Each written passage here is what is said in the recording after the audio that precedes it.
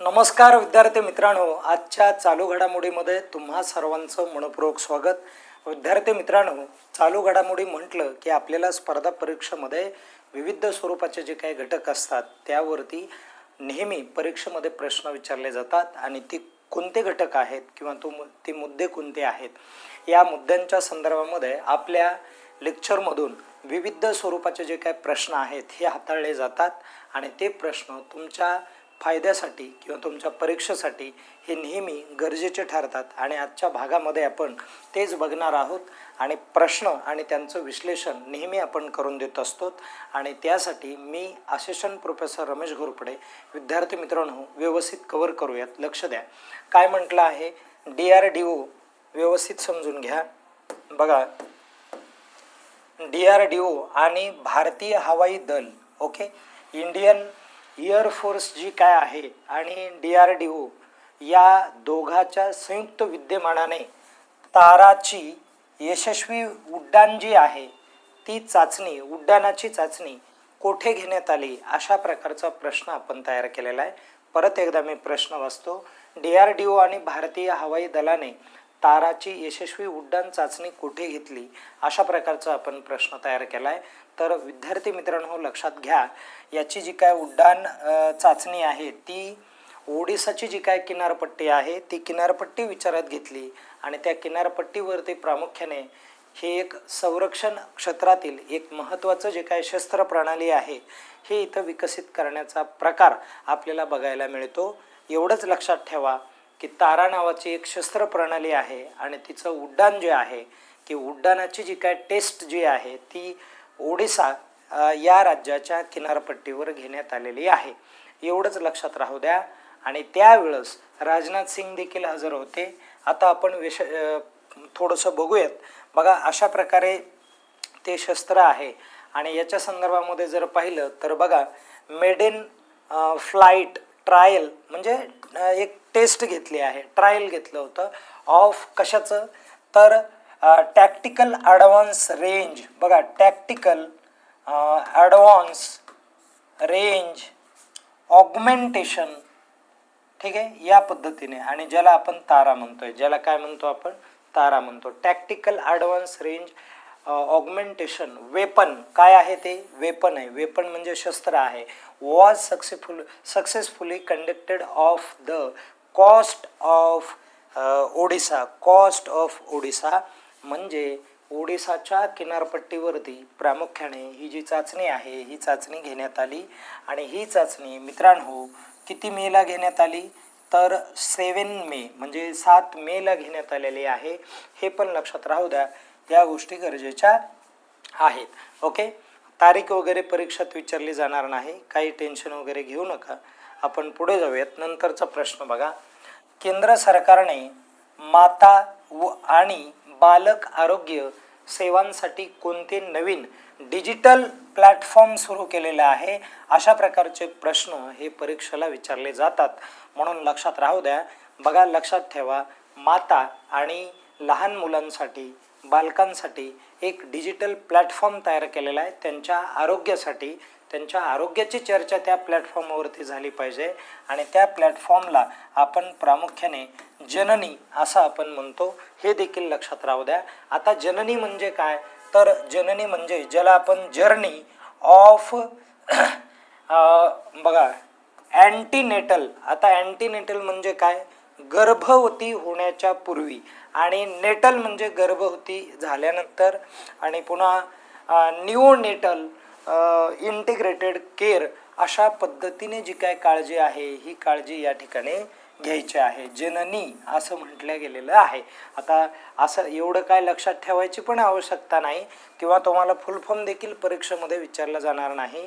Okay, लक्षात ठेवा, आपल्याला एकदम बेसिक प्रश्न असतात. एवढं जरी लक्षात ठेवलं की डिजिटल प्लॅटफॉर्मचं नाव काय आहे, तर जननी, आणि जननीच्या माध्यमातून मित्रांनो माता आणि बालक यांच्या आरोग्याच्या चर्चा त्या ठिकाणी होणारच, हे देखील लक्षात राहू द्या. ओके, आता आपण थोडंसं पुढे जाऊयात, नंतरचा प्रश्न बघूयात. बघा, मुंबई वॉटर मेट्रो. आता पाण्यावरती चालणारे पण मेट्रो मुंबईमध्ये विकसित करण्यात आलेले आहे. मुंबई वॉटर मेट्रो प्रकल्पासाठी महाराष्ट्र सागरी मंडळाने कोणत्या देशातील कंपनीसोबत सामंजस्य करार केला, अशा प्रकारे प्रश्न विचारला जातोय. कोणत्या देशातील कंपनीसोबत, तर तो देश आहे बघा नॉर्वे. या नॉर्वे देशासोबत काय केलेलं आहे, इथे करार करण्यात आलेला आहे. आपण थोडंसं पुढे जाऊयात. बघा आता मुंबई वॉटर मेट्रोसाठी तंत्रज्ञान पुरस्कार पुरवठा करणाऱ्या नॉर्वेजियन कंपनीचं नाव काय आहे, तर त्या नॉर्वेजियन कंपनीचं नाव हायके एएस आहे. काय आहे बघा, हायके एएस अशा प्रकारचं नाव त्या कंपनीचं आहे. ओके, महाराष्ट्र शासन आणि नॉर्वेच्या हायके एएस यांच्यात सामंजस्य करार झाला आणि मुंबई वॉटर मेट्रो प्रकल्पासह महाराष्ट्रातील जलवाहतूक क्षेत्रात विविध संधीला चालना देण्यात आली. कराराचं वैशिष्ट्य, राज्यात जहाज बांधणी आणि जलयान निर्मिती क्षमता विकसित करण्यात आली. अशा प्रकारे या ठिकाणी माहिती आहे. आणि एवढंच नाही तर मुंबई असेल, ठाणे असेल, कल्याण असेल, त्यानंतर परत नवी मुंबई असेल, विमानतळ, तर अशा प्रकारचे जे काही ठिकाणं आहेत, हे ठिकाणं मेट्रोच्या माध्यमातून या जोडण्याचा जो काय प्रयत्न आहे, तो प्रयत्न या ठिकाणी केला जात आहे. म्हणून हे देखील लक्षात राहू द्या मित्रांनो. आपण आता पुढे जाऊयात. बघा, पुण्यातील पहिल्या ER, बघा व्यवस्थित समजून घ्या, पुण्यातील पहिल्या ER औद्योगिक प्रदर्शनाचे आयोजन कोणत्या वर्षी करण्यात आले आहे, अशा प्रकारचा प्रश्न हा परीक्षेमध्ये विचारला जाऊ शकतो. आणि कोणत्या वर्षी करण्यात आलेलं आहे असं तुम्हाला सांगायचं आहे. ओके, तर या गोष्टी महत्त्वाच्या आहेत. आता मला हा जो प्रश्न आहे ERच्या संदर्भामध्ये, ओके, ERP याच्या संदर्भामध्ये, हे मी पेंडिंग ठेवतो आणि याचं उत्तर मला कमेंट करून सांगा. बघून सांगितलं तरी चालेल, म्हणजे तुम्हाला ERPची जी काय रिलेटेड माहिती आहे ती गुगलवरती मिळून जाईल. ती थोडीशी तुम्ही वाचावी, म्हणून तेवढं तुम्ही करा.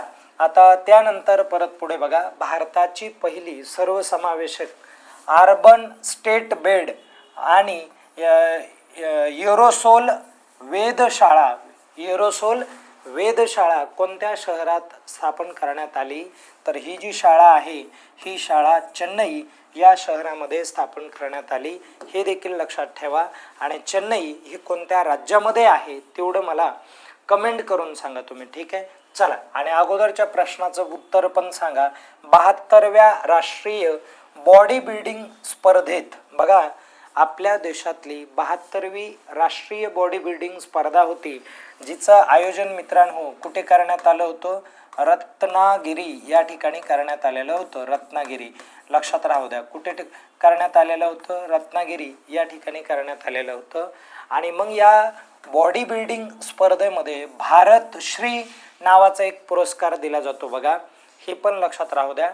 आणि भारत श्री हा जो पुरस्कार आहे, हा मुख्य किताब कोणी पटकावला, तर हा जो किताब आहे मित्रांनो, हा आझाद जयस्वाल या खेळाडूने काय केलेला आहे, पटकावलेला आहे. आणि त्यानंतर गौरव तेली हा महाराष्ट्राचा खेळाडू आहे आणि याने कोणता किताब पटकावला आहे, तर भारत कुमार नावाचा किताब पटकावलेला आहे. भारत कुमार हा जो किताब आहे, हा किताब कुणाला मिळाला बॉडी बिल्डिंगमध्ये, तर गौरव तेलीला मिळाला. ओके, आणि आझाद जैनवाल हा मध्य प्रदेशचा आहे, ज्याला कुठला किताब मिळालेला आहे, भारत श्री.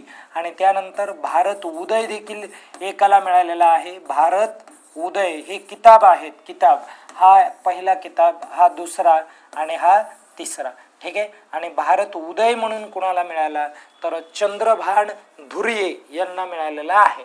ओके, आता आपण थोडंसं पुढे जाऊयात.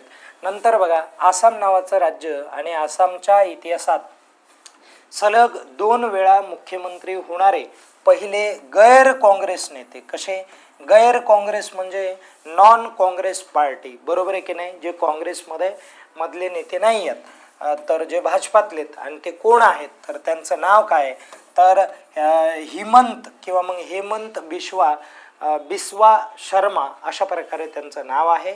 लक्षात राहू द्या, ते आसामचे नवे हे आहेत, मुख्यमंत्री आहेत. आणि जागतिक बरं का, हे थॅलेसेमिया दिन जो आहे तो कोणत्या दिवशी साजरा केला जातो, ओके, हा रोग जो आहे हा ब्लडच्या संदर्भामध्ये असतो आणि हा कशाच्या कोणत्या दिवशी साजरा केला जातोय, तर तो प्रामुख्याने 8 मेला साजरा केला जातो, लक्षात राहू द्या. आणि ज्याची थीम काय, hidden no more, finding the undiagnosed, supporting the unseen, अशा प्रकारचे जे त्याची काय आहे थीम आहे. थीम देखील परीक्षेला विचारली जाते. पुढचा प्रश्न बघा, भारताचे तिसरे संरक्षण दल प्रमुख म्हणून कोणाची नियुक्ती करण्यात आली आणि कितवे आहेत ते, तिसरे आहेत. म्हणजे ऑलरेडी 2 झालेले आहेत. तर पहिले कोण होते, तर बिपिन रावत होते. कोण होते, बिपिन बघा रावत हे पहिले होते. आणि दुसरे कोण होते, अनिल चव्हाण होते. कोण होते, अनिल चव्हाण. आणि ह्या अनिल चव्हाण यांचीच जागा आता कोण घेणार आहे, तर आता घेणार आहेत कोण, तर हे काय नाव यांचं, तर लेफ्टनंट जनरल NS राजा सुब्रमणी. काय सुब्रमणी, काय नाव आहे, सुब्रमणी. एवढं जरी लक्षात ठेवलं तरी जमेल. आणि हे असे 3 जण. आणि हे सुब्रमणी आता कुणाची जागा घेणारत, तर अनिल चव्हाण यांची जागा घेणारत, ज्यांचा कालावधी हा 30 मेला पूर्ण होणार आहे. आणि 31 मे पासून कुणाकडे ती चेअर जाणार आहे, तर सुब्रमणी यांच्याकडे ती चेअर जाईल. हे देखील लक्षात राहू द्या. या गोष्टी महत्त्वाच्या आहेत.